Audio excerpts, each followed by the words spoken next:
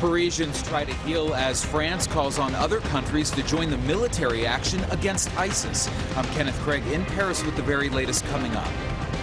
A UK professor provides a practical perspective on the debate over allowing refugees to come to the Commonwealth. A man sits in jail accused of pretending to be a police officer, but the real police came calling, putting him in jail.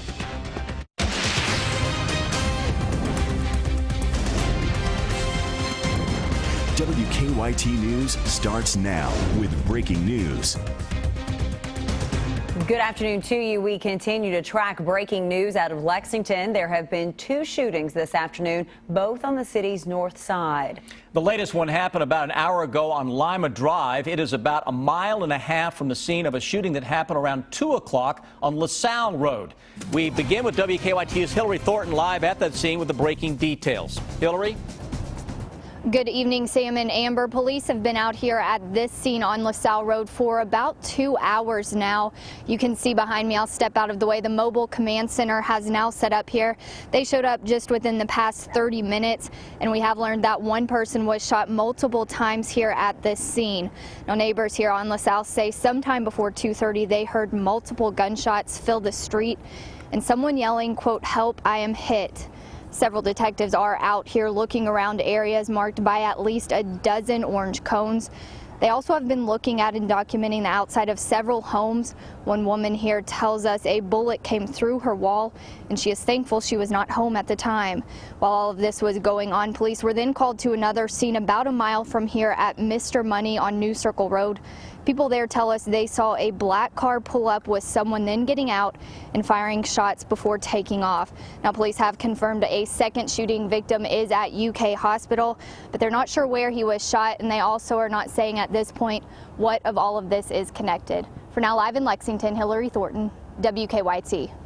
Hillary, thank you. And of course, that second shooting then happened about 2 hours later. As we said, the scene is on Lima Drive, about 1.5 miles from that earlier shooting on LaSalle Road. WKYT's Monique Blair is live on Lima Drive with the breaking details there. Monique? Well, Sam and Amber, it's a very active scene out here on Lima Drive, right off Georgetown Street. I'm going to move out of the way so you can see exactly what's going on behind me. There are about 10 police cars out here. Now, Lexington police tell us they arrived on scene here shortly after 4 o'clock and found one male victim laying on the ground outside this dollar store plus. He was suffering from 2 gunshot wounds. Police say he was conscious when he was transported to the hospital. Now, right now, police tell us this investigation is very preliminary, and they don't know the events that led up to this shooting, but they do believe the victim's car was taken during this incident. So police are looking for that car, and they say it is a gray 2005 Nissan Altima with tags that read 803 TXJ, again, a gray 2005 Nissan Altima. So if you see that car, you are asked to call Lexington police immediately. Now, Hillary just told you about the other shooting scene over on LaSalle, about 1.5 miles from this scene. I did ask Lexington police just a few minutes ago if they believe the 2 shootings are related, and they said right now it is just too early in their investigation to know that. For now, I'm reporting live in Lexington, Monique Blair, WKYT. Monique, thank you. French authorities are trying to track down now 2 suspects in Friday's deadly terror attacks in Paris. It comes as the brother of one of the suspects tried to send a message to him through the media. Kenneth Craig has the latest developments in our top story at 5. French authorities are now looking for a second fugitive they say was directly involved in the deadly Paris attacks. They're already on the hunt for 26-year-old Salah Abdeslam, a key suspect. Abdeslam's brother urged him to surrender. The best thing, he says, would be for him to turn himself in. French media are reporting Abdeslam rented 2 rooms at this hotel in Afritville near Paris. There are reports he used a credit card and was not alone. In Paris, a group of Muslims gathered at the Place de la République. Some held up signs that read, "I am a Muslim, but I am not a terrorist." Islam is not about terrorism. Terrorist has no religion. This huge memorial in the center of Paris has become a public gathering place for Parisians to remember the dead and to try to heal. Some Parisians express themselves through music, others with free hugs. A Russian violinist played an impromptu tribute to the victims outside the Bataclan Theater, where most of the carnage occurred. I wanted to play for the people inside. Tuesday, Russia ordered one of its missile cruisers to work with France fighting ISIS in Syria. French warplanes slammed targets there for a second day. Kenneth Craig, CBS News, Paris. A soccer stadium in Hanover, Germany was evacuated late today due to a terror threat. No devices were found and there were no arrests. The attacks on Paris have led governors of more than half of U.S. states to say they won't accept Syrian refugees. They include Kentucky Governor-elect Matt Bevin. A University of Kentucky professor has been overseas where he met with refugees in migrant camps. WKYT's Kristen Kennedy is at the live desk for us with more on the professor's experience. Kristen? Amber, Professor Stephen Voss spent summer studying migrants and attitudes toward them. Through those studies, he's come in contact with many refugees and even migrants hoping to claim refugee status. Voss says Americans tend to think of refugees in one of two categories: as starving, struggling families fleeing persecution, or as men trying to infiltrate foreign networks to attack civilians. The professor says the reality is far different. The majority of migrants wanting refugee status, he says, are scared and confused young men, often trying to get to a place where they can work and send money back to their families. Professor Voss says the vast number of people fleeing Syria are not terrorists. He still cautions all leaders from accepting all refugees. Believing they're all safe strikes me as naive. Believing that there's a lot of danger there also strikes me as you know, a bit too cautious. So ultimately what you have to do is balance off the humanitarian goals of helping a large number of innocent people versus the risk you take on from the couple of threats that slip through. Voss says right now there is a lot of international pressure on President Obama to help Syrian refugees. In the newsroom, Kristen Kennedy, WKYT. Kristen, thank you. The State Department says the U.S. is still on track to accept 10,000 Syrian refugees in 2016. A man is in jail accused of pretending to be an officer. Police in Wayne County say the man pulled over or attempted to pull over a total of 9 people and claimed to be a federal agent. WKYT's Phil Pendleton has the 911 call from someone who alerted the real officer to the alleged fake one. The story is new here at 5. This is Highway 167 in southern Wayne County near the Tennessee line, and police are telling me they received a lot of complaints from people who live in this area of someone simply pulling them over and then claiming to be a U.S. Marshal. Montville, Lane County 911. A state highway worker checking roads noticed a woman pulled over by possibly what appeared to be a police officer. But a closer look revealed what the caller believed to be an imposter. He says he's a U.S. Marshal, but he wouldn't show his face, and he had his license plate covered up on his truck with an old flannel shirt, an old beat-up black Ford truck. All of this happened on Parker's Mountain. The caller said while he had one woman pulled over, he tried to pull over other drivers. In fact, police say he pulled this on 9 different people.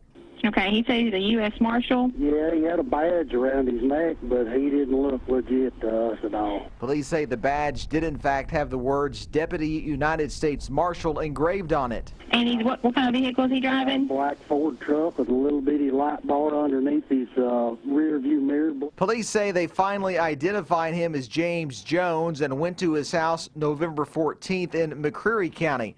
Police say that he even tried to hide the badge and the gun by burying them in the backyard when the real police showed up. James Jones remains in the Wayne County Jail. We asked to see if he'd like to give us his side of the story, but he declined. He's facing 9 counts of impersonating a police officer. In Wayne County, Phil Pendleton, WKYT.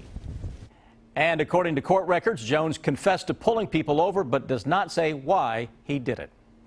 Some of us saw some rain today, but you're really going to need a jacket, maybe more than that even, and an umbrella tomorrow. Yeah, we have some showers and thunderstorms headed our way. WKYT Chief Meteorologist Chris Bailey's here now with a check of the forecast. We're talking about a lot of wind as well. Yeah, windy, wet, Wednesday, all those kind of go hand in hand, and that's going to really be the theme as we go into the next 24 hours. The winds, we've promised a big wind maker this week now since last week, and here we go. Those gusts at times, 40 to 45 miles per hour late tonight, and especially As we go into the day tomorrow, wind advisory is out for all the counties that you see shaded in the lighter blue. Defender radar network, not a whole lot that is out there. Yes, the skies look a little threatening from time to time. You want to see actually where it is threatening? Well, that's out across parts of Missouri into Arkansas, where we have numerous counties that are under flash flood warnings, severe thunderstorm warnings. That's a blizzard on the backside of that same storm system that is rolling its way through the Mississippi River Valley. We are going from wet and windy, that's your Wednesday, to the potential for a little taste of winter time as we gear up for the weekend. I'll break it down, guys, with the 7-day forecast when I come back here in just a few. Chris, thank you. It is a big game tonight. The Wildcats meet one of their biggest rivals. Yes, sir. UK playing Duke in Chicago in just a couple of hours. Our Brian Milam is inside the United Center with a preview tonight. Brian? Hello again from inside the United Center, where tonight a lot of questions will be answered between Kentucky and Duke, and then many more will be brought to the forefront. As we know, John Calipari is deliberate with how he brings his teams along. Cal almost always says UK doesn't have this kind of play in yet, or these out-of-bounds plays are still a work in progress. Cal also says Duke has shown a lot in its first two games, but the Cats, not so much. You know, we just have to come out ready to fight. You know, we don't have a lot in right now. It's early in the season.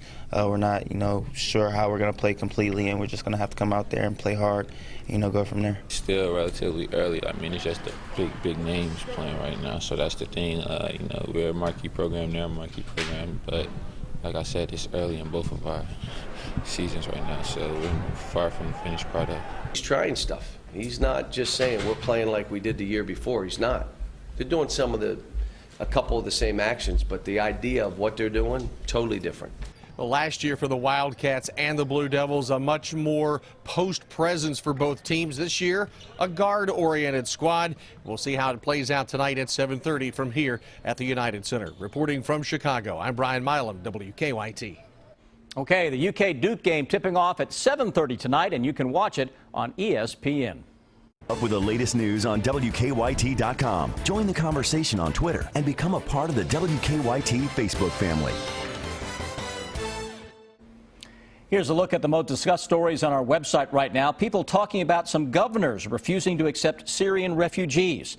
The marriage licenses fight in Rowan County, and the city of Hodgenville's decision to add "In God We Trust" to police cars. You can join the conversation at WKYT.com. Russia says it has definite proof terrorists took down a passenger plane. 224 people died when the plane broke apart over Egypt last month. Russia says teams found traces of a homemade bomb in the plane's wreckage. A group affiliated with ISIS has claimed responsibility. Russia has stepped up airstrikes on ISIS targets in Syria. A scare on a flight from London to Boston this afternoon. Massachusetts State Police arrested a woman who tried to open an exit door. Troopers met the flight when it landed in Boston and took the woman into custody. Police say it appears the woman was intoxicated at the time of the incident. Parts of Colorado and Kansas getting their first taste of winter today. The snow stranding dozens of semis and cars on Interstate 70 east of Denver. Anywhere from 4 to 8 inches has fallen in some counties, with more on the way. Up to 15 inches is expected in western Colorado as well. Actor Charlie Sheen revealing he is HIV positive. Sheen made that announcement on national television this morning. The high-profile case is bringing the virus back into the spotlight. And as WKYT's Mike Linden shows us, health officials in Lexington want community members to know that there's a quick and easy way to get themselves tested. On the heels of the announcement that actor Charlie Sheen is HIV positive, the Lexington Fayette County Health Department is urging anyone that has never been tested to know their status and come to the health department for a free HIV screening. And the test itself is just a simple mouth swab that tests for an elevated level of antibodies, HIV antibodies in someone's system. According to the World Health Organization, only 51% of people living with HIV know whether they actually have the virus. That's why specialists say knowing your status is vital. Specialists say the test is quick and easy and doesn't involve drawing blood at all. It's as easy as a quick swab of your top lip and your bottom lip, and then you wait 15-20 minutes for your results. Health Department spokesman Kevin Hall says getting tested at least once in your lifetime is all it takes. This is bigger than just the health department. This is bigger than Charlie Sheen. This is a national, international issue, and we want to just get the word out that people need to get tested. HIV testing at the health department is held Monday and Friday from 1:30 to 4. No appointment is needed. In Lexington, Mike Linden, WKYT. And the Lexington Fayette County Health Department also holds a needle exchange program from 1:30 to 4 o'clock on Friday afternoons.